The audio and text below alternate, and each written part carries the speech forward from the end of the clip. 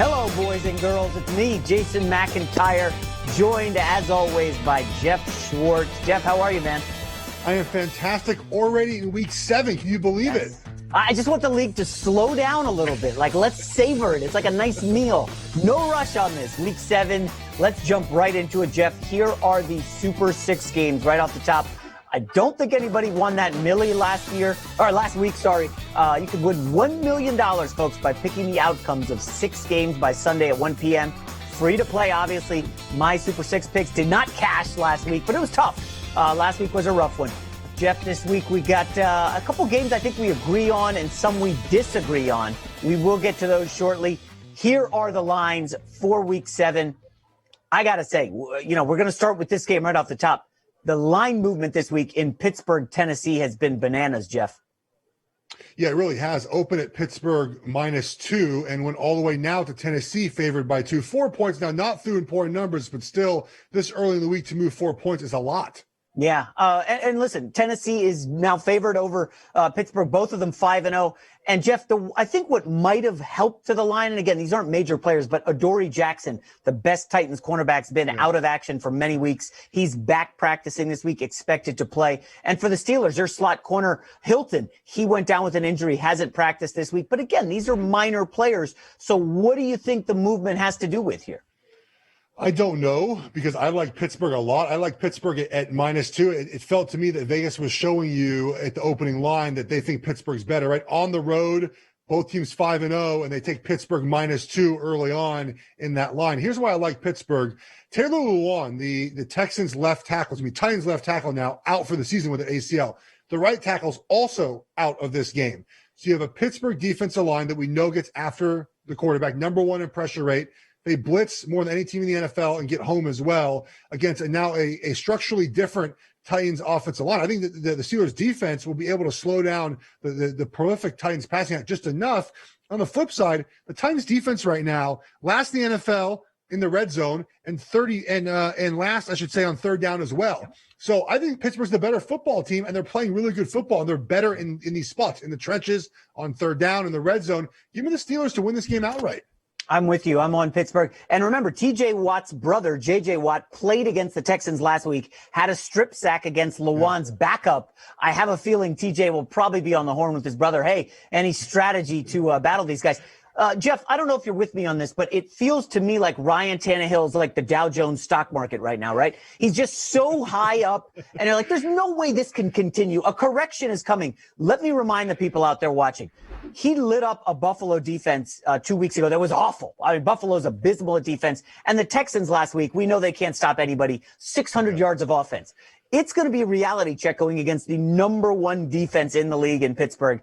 And I'm with you, Geoff. I like Pittsburgh a lot here. I like them getting points, obviously, on the money line, every which way here. I do think this could tick under. Mike Tomlin has an interesting history of unders on the road. Let's go to the prop bet for this game, and it is Big Ben Roethlisberger over under 267.5 passing yards. We just shredded the Titans secondary there and their entire defense, but that's a big number. It's a big number when his highest of the year is 239 yards. I mean, I feel like this is an under bet here. If you look at the Titans, they've allowed 3 of their 5 games under this total as well. I think Pittsburgh wins this game, but they win this game by forcing turnovers on defense, running the football as well. I, by the way, think they will let Derrick Henry run the football. The better teams that have played Tennessee have said, look, we'll let you run the football all you want. We just are not going to get beat deep by Ryan Tannehill. So I think they're going to do a kind of a ball control offense, let Tennessee run the football, and just let Big Ben do what he needs to do, but be under this total. Yeah, Devin Bush, the great linebacker for Pittsburgh, he's out for the season, and that could hurt them defending tight ends. We saw the kid Ferkser, whoever that is, had a monster week last week against the Texans. I mean, listen, Geoff, we can laugh, but Tennessee's pretty deep at tight end. Jonnu Smith looks like he's going to be okay off the ankle injury. And then their third stringer, somebody named Pruitt, is like a legit threat, and Pittsburgh could be in trouble without Bush defending the tight ends. But we're in agreement here on Pittsburgh. All right, let's get to the next game here in week 7. The Chicago Bears getting 6, the 5-1 Bears, I should say, getting 6 in Los Angeles against the Rams, SoFi Stadium.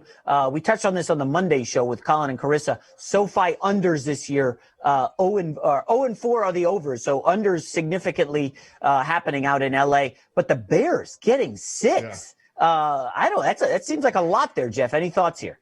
Well, I think the 6 is the Bears getting 6 is the way to go. But I like the under. I did not know that SoFi under stat so far. Look at the Bears so far in defense. Have allowed 26 points or less in all their games. I believe they've allowed 4 games now, 4 times under 20 points as well. And they're not scoring on their side, right? They have to win games 2019, 23-16. I feel like the Rams, obviously outside of the NFC East, have not shown quite the same vigor on offense. So I think under is the play here. I just don't see a lot of points in this game. The Bears, like I said, the best they're going to do is score 23 points possibly in this game. Yeah. And I think the best the Rams are going to do is score about 20. I think we're looking at that range of like 40 points for the games. I think the under here to me is the play, but I also like Bears +6 if you want to put some money on a team. Interesting. I'm on the opposite side here. I looked at some of the rushing numbers. Geoff, this may shock you. One of the most stunning stats I saw, the number one rushing offense efficiency-wise is the LA Rams, which kind of runs counter to what you think of McVay in that offense. And I think they could exploit this Bears defense a little bit on the ground. They're a little soft in the middle, although Hicks is a really nice player. I don't love the linebackers. Roquan Smith came into Chicago, a ballyhooed player out of Georgia. Hasn't been great this year. Rough ratings on Pro Football Focus for him. I think the Rams play a ball control attack. They kind of went away from it last week. They fell behind early against the Niners, could not run the football, and Goff and Cooper Kupp kind of not on the same page. So I actually like the Rams a little bit, but again, laying 6 is a big number. Geoff, let's get to the prop here. Allen Robinson of my fantasy football team. Yes, I know everybody cares greatly about my fantasy team. 74.5. Over under. Now, Geoff, I don't know if he's going to match up with Jalen Ramsey all the time, but that could be a tough matchup for A-Rob. I lean slightly over here. I think he's been over this number a couple times so far this year. I mean, the only way they're going to move the ball, I think, is if they hit some of these chunk plays. So I would go over here. I don't feel great about it, but he's their only chance for explosive plays on offense. Yeah, Nick Foles is going to struggle. Listen, Aaron Donald, I mean, he was on a milk carton last week against the Niners. No sacks, right? Yeah. You don't think there's a bounce-back game from Aaron Donald here? Aaron Donald, by the way, has never sacked Nick Foles. You know, Donald is out there trying to get Defensive Player of the Year, leads the league in sacks. This could be a long night for Nick Foles. It could be. And the Niners did a great job last week on him. It was really impressive. Yes. All right, on to the next game here in Week 7. We've got a barn burner, folks. This one has the makings of a high-scoring rematch. It's a battle of the Bengals and Browns. Bengals at home getting 3.5. Obviously, a rematch from the match earlier this season that the Browns could not cover in Thursday Night Football. Now, Cleveland is getting healthier. They were not healthy against the Steelers last week. They got their teeth kicked in. I think we were both on that one. You even hit your Baker prop bet. But this is a Bengals team in a bit of disarray, Geoff. I don't know how much you've read, but there's a lot of chirping on that Bengals defense. Veterans not getting the snaps they want, and all of a sudden there seems to be some friction there. Meanwhile, Joe Burrow just keeps on chugging. Looks like a Rookie of the Year candidate. It's either him or Herbert. Any lean here on Baker and the Browns favored by 3.5? Yeah, I really like the Browns here. I mean, the hook is not obviously ideal, but I think the Browns, bounce back in a big way. We've seen them play poor games against the Ravens and Steelers, who we know are two outstanding teams. Otherwise, they played really well this year, and the Bengals defense is not good. We know that the formula for the Browns, right? We've seen it now in the 4 of the wins and 2 of the losses. It's run the football, right? Bengals are 29th against the run. They're 29th overall in defense. They're 31st against explosive plays, right? So run the ball, play action pass for Baker Mayfield. That's the formula. Bengals cannot stop that formula. Remember, Jason, you mentioned it. The Bengals covered this game on Thursday Night Football in week 2. Burrow had to throw the ball 61 times for them to cover this game. The offensive line somehow has gotten worse. You talk about being shut out on defense. Myles Garrett got shut out last weekend against Pittsburgh. He had 1 sack. It was kind of a BS late sack in the play. I think Myles Garrett comes out and dominates this game as well. So I think the Browns blow the Bengals out this weekend. Yeah, this number feels light for sure. And it's a big – I think the casual fan out there sees, they got crushed by the Steelers, same old Browns. Geoff, they got crushed by the Ravens and the Steelers. Their other 4 games are wins. Like, they have looked good except against the very elite teams. Geoff, tell me, is Cincinnati elite? I mean, come on. Is Cincinnati any good at all? Yeah, they're not a good defense, folks. The Browns, Nick Chubb, I think, had $175 on the ground last time. He's obviously out. This could be a Kareem Hunt game. If you've got the other kid, Dernis Jackson or something, start him in fantasy. All right, let's get to the prop bet. Nobody cares about fantasy football. Actually, people do care. But the prop bet for Browns, of course, it's the Geoff Schwartz special. Baker Mayfield, I think you're, 2-0, 3-0, yes. Taking under on Baker's this year. Now, quick word to the wise, Geoff, there is that narrative out there. Baker stinks. He got benched. He didn't get benched, folks. He was injured. They pulled him early. Could Case Keenum steal the job from Baker? There is that out there. So Baker could be looking to rebound. Yeah. Odell Beckham, of course, took off his cleats last week because that's what he does when things go south. Geoff, are you hitting the Baker prop again this week?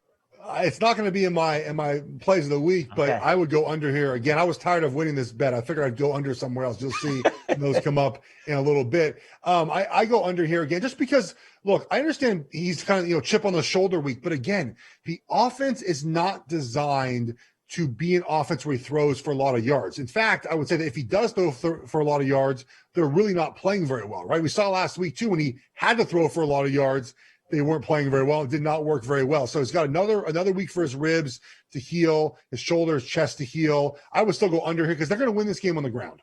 Yeah.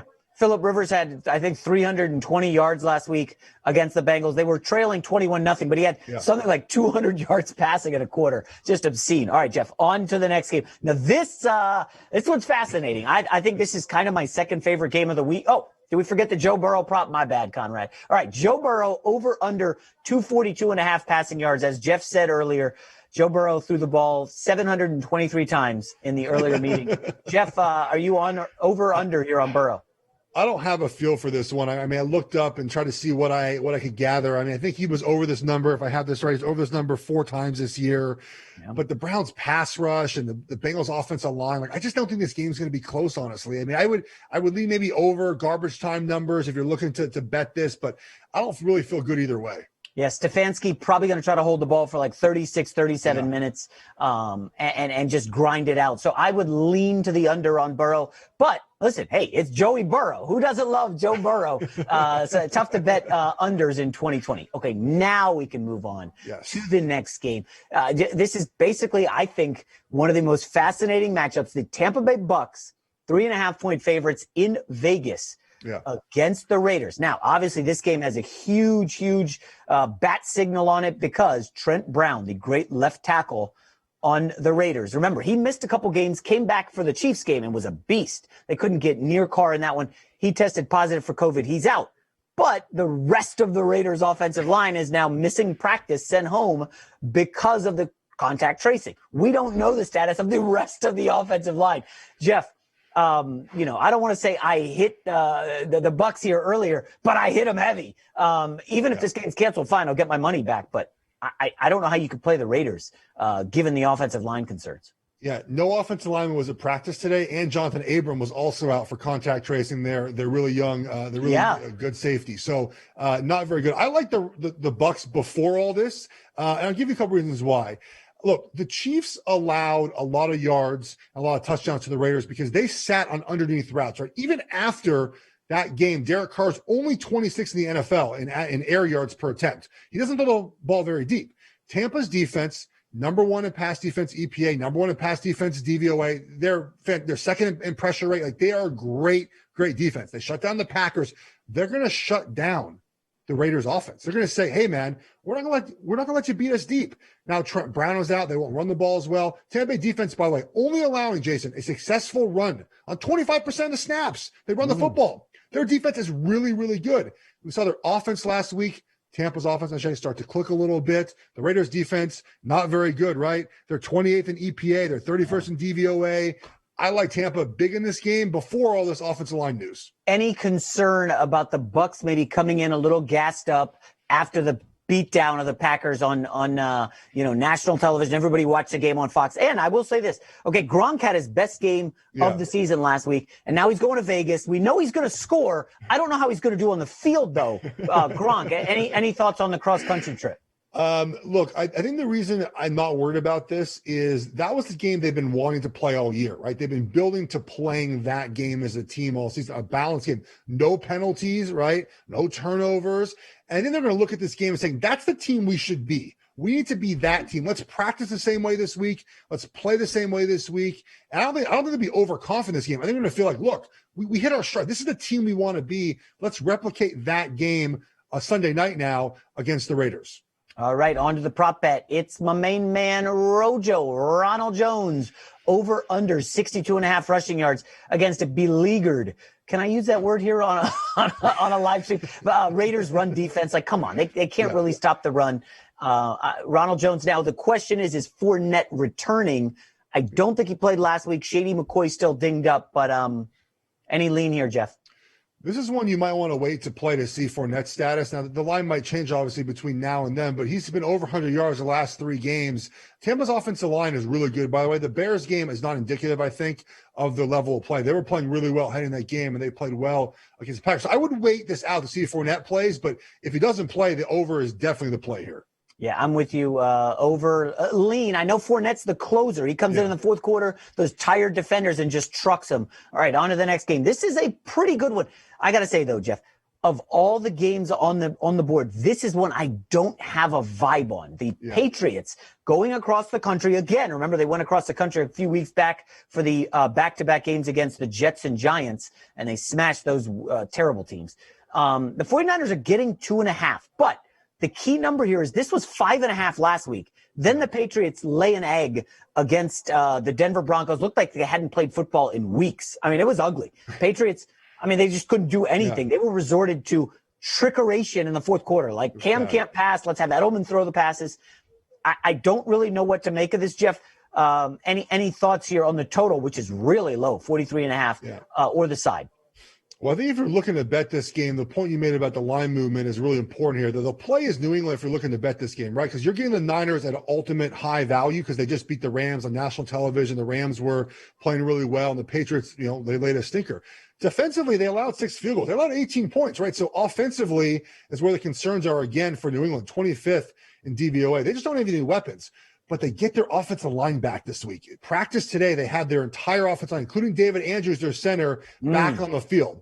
So the offense for New England is going to be what they were last year before that, which is run the football and try to create opportunities for Cam Newton with his legs. We've seen this so far this year in play action pass. They got to find a way to get tight ends involved. So I would lean New England here just because I think we're undervaluing them off that loss, and it's under a field goal here. So to your point, I don't feel great about this game, but if you're looking for a place to bet, in my opinion, it's the Patriots. So some narratives at play here, Geoff, and I don't know, taking the emotion out of gambling can be difficult, right? I know the casual gamblers, you're going to have to learn that.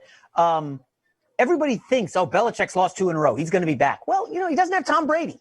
And a buddy joked to me that Cam Newton wears number 1 on his jersey because that's how long Belichick's keeping him. Like, Cam's in it for Cam. He's got to deliver. He looked awful last week. And I know he's coming off the COVID list, but this wasn't the same Cam we saw shred the Seahawks secondary. By the way, speaking of secondaries, 49ers secondary getting healthier. Okay, Richard Sherman not quite back yet, but they look much better against the Rams. And let's one last reminder before we get to the prop bet. Mostert, the great running back for the Niners, who has looked great. He's fast. Got hurt. And the 49ers offense in the second half, remember, they couldn't do anything. Yeah. It's like they were running in quicksand. I don't think he's playing this week, and it looks like it's going to be somebody you've never heard of, or Jerick McKinnon, who fumbled last week. Yeah. I think that is a negative for Jimmy G and the Niners. All right, let's get to the prop bet.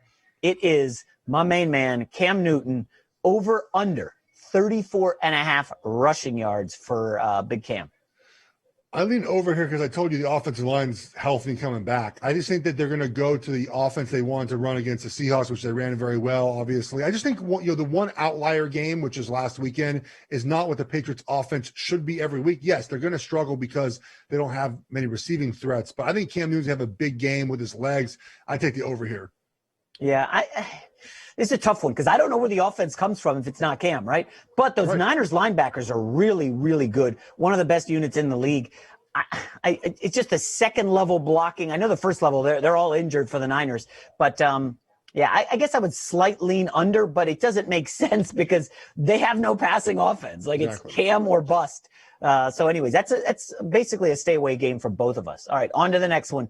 And what do we have? Ooh, yeah. Oh, yeah. Green Bay in a great revenge spot. 3.5-point favorites on the road against the Texans. Texans lost a heartbreaker last week. And, folks, if you were like me on the Texans, You felt good near the end of the fourth quarter, and then it all fell apart. They lose in overtime.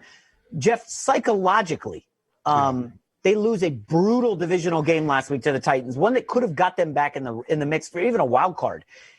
But the bigger thing is they're on a bye, I believe, next week. So you lose a gut-wrenching game against a divisional opponent. Now you've got the unfamiliarity with the Packers coming in. Packers off a loss. Texans run defense abysmal. Derrick Henry went over 200. Aaron Jones, worst game of his career against the Bucs. I think he had 15 yards on 10 carries. Geoff, you can tell which way I'm leaning. Any thoughts here? Well, I'm leaning the way you are, which is the Packers big in this game for many reasons. I think to your point about Houston being kind of broken is true. If you saw Deshaun Watson's face when he lost the toss in overtime, which is basically like he was just like, he knew the game was over, right? He knew it was lost. He knew his defense cannot stop a soul. They're not going to stop the Packers in this game. Aaron Rodgers, by the way, over 60% against the spread after a loss. This is an embarrassing loss he had. And basically national television, right? No one's watching, sorry, Jason, your Jets play the Dolphins. They're all watching Aaron Rodgers, Tom Brady, and Packers looked terrible in that game. They're going to come out in this game and smash the Texans. They're going to smash Texans. Let me ask you this. Not very good, and the Packers are going to give it to them. Former NFL offensive lineman, it looks like Bakhtiari is not going to play. I don't think he's practiced yet this week. I haven't seen the report today. He is the second highest graded left tackle in the league, according to Pro Football Focus. How big of a loss is that going up against J.J. Watt? Well, it's a big loss, but Watt doesn't often line up on that side. I know that he did a little bit last week, and he does. And the thing about Watt that's interesting is different than other guys. Well, he'll just find a guy to go against each week. And typically it's not the left tackle, but if he feels like that's the weak spot, he'll go after left tackle. When you have one guy out, which they have out right now, you can find ways to scheme that up. You can put a running back there, a tight end, you can run away from that. You can play action away from when you have one guy out, you can figure it out. When you have multiple guys out, then the questions become, who do we protect? How do we help our offense? So one guy out, not as concerned, and they'll find a way to basically say, hey, J.J. Watt will probably play over him this game. Let's go and make sure that we're secure on that side. If they ever give me the telestrator that Buck and Aikman have, I would circle that 57 and put a big check next to it. I mean, Geoff, when you look at what the Packers have done to bad defenses this year, over 30 points, like easily. And Deshaun Watson is a guy, we know he can put up a lot of garbage time points, which is a little, I don't love gambling against Watson because he's never going to stop throwing. He's just chuck and duck. Will Fuller's still healthy. Brandon Cooks is putting up some numbers. Let's get to the prop bet, Geoff. It is Deshaun Watson, and it feels a little light. Over under 1.5 touchdown passes. It doesn't look like that says in the first half, but for the full game, Watson over under 1.5. I would go over here. I just think your point. I mean, they're gonna score a lot of points maybe at the end of the game. Just to make you feel a little better, though. By the way, Texans are 4-10-1 against the spread their last 15 games. So even though they score a bunch of points, maybe at the end of games, they're just not covering them, which makes me feel good about the Packers. All right, on to the next game. This is a fascinating NFC West showdown. I've been hyping this on my podcast. I think this is the best division in football, bar none. And this game should be really awesome. Seattle, 3.5-point favorites on the road off a bye against Arizona, which Monday night put on beat down on the Cowboys. That pretty impressive, although the numbers didn't look great. The final score looked awesome.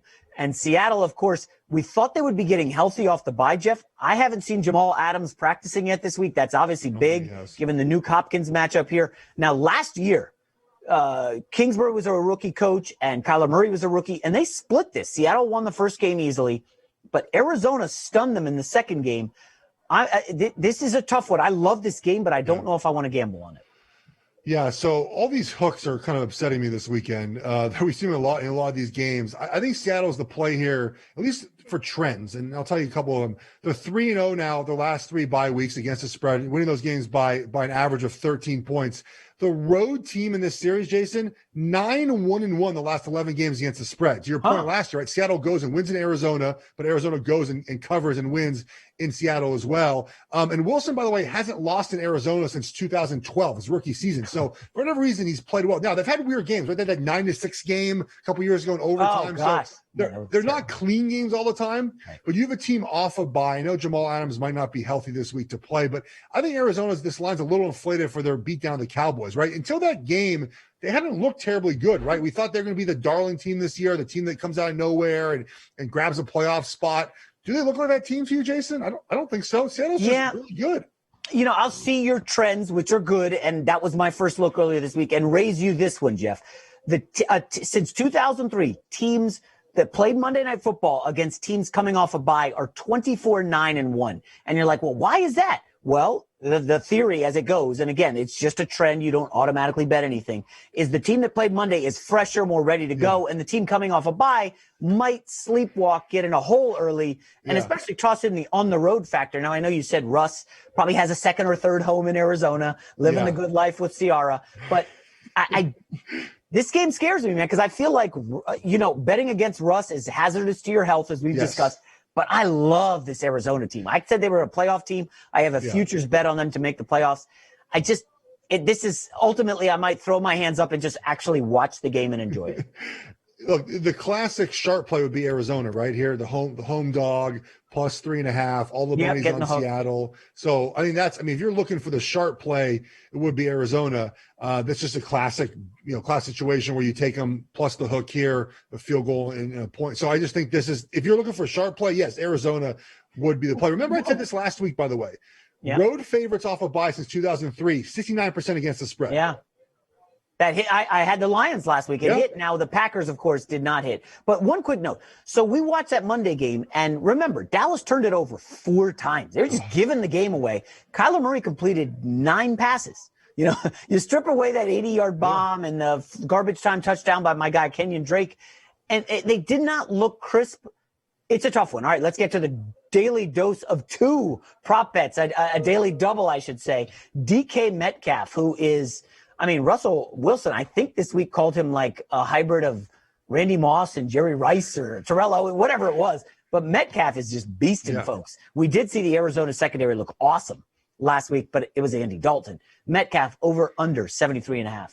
I think over here has been over every game. I think he's been close to over 90 every game, right? And if I think the Seattle's going to win this game by scoring points, this is the way they score a bunch of points.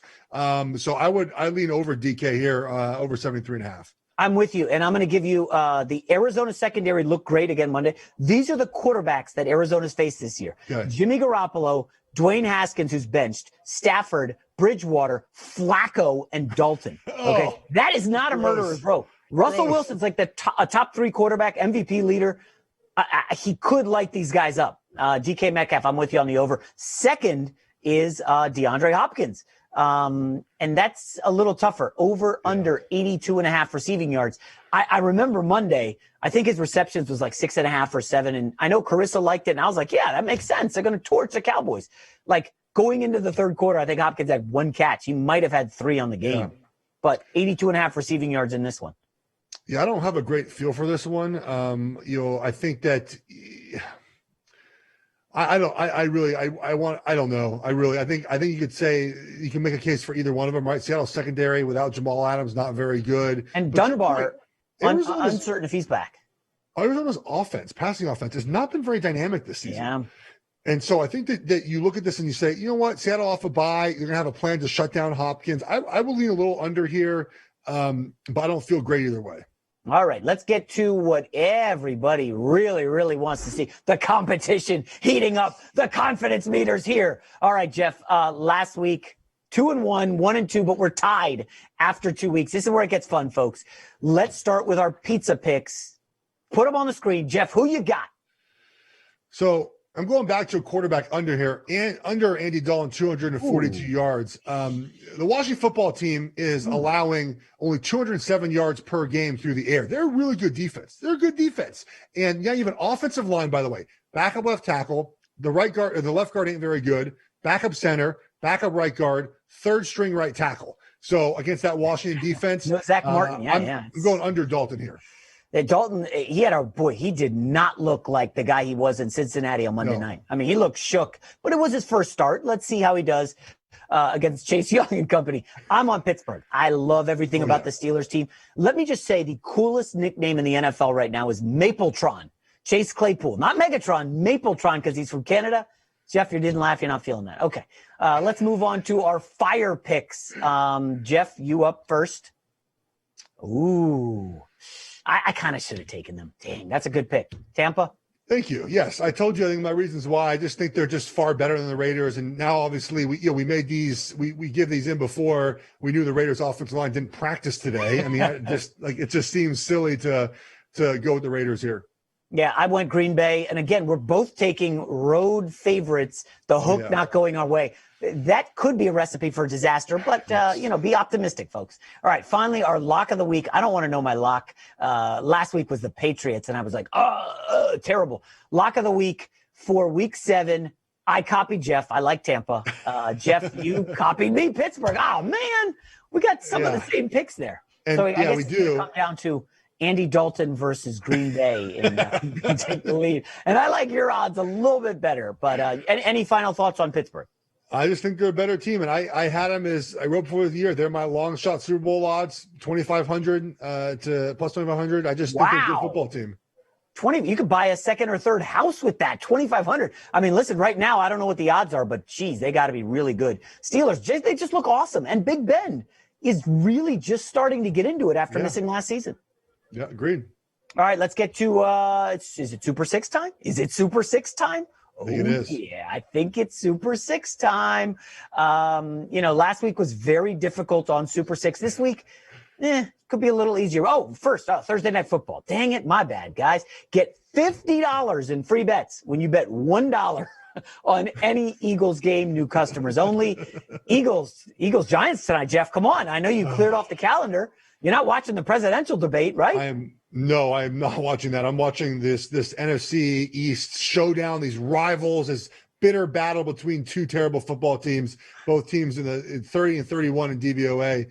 I like the Giants +5 to cover. I think that's the line right now currently. I think Eagles win this game, but I mean, I don't understand the confidence in the Eagles. I just don't. This 5-point favorites over the Giants. I mean, I don't see it.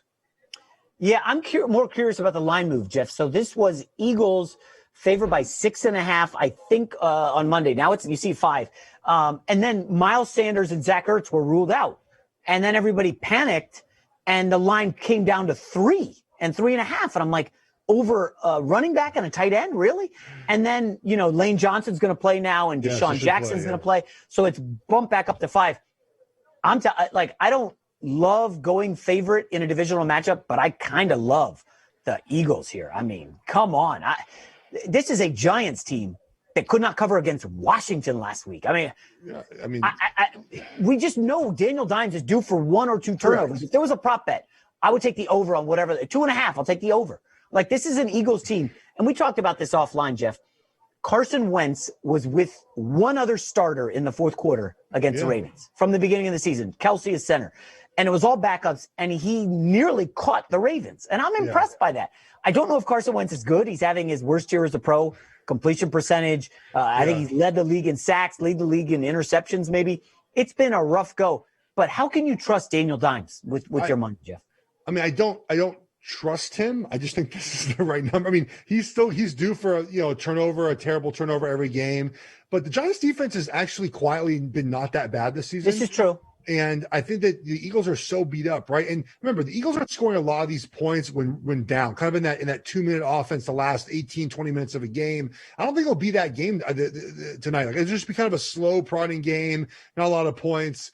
I hated playing night games in the Link. I played them 2 years in a row.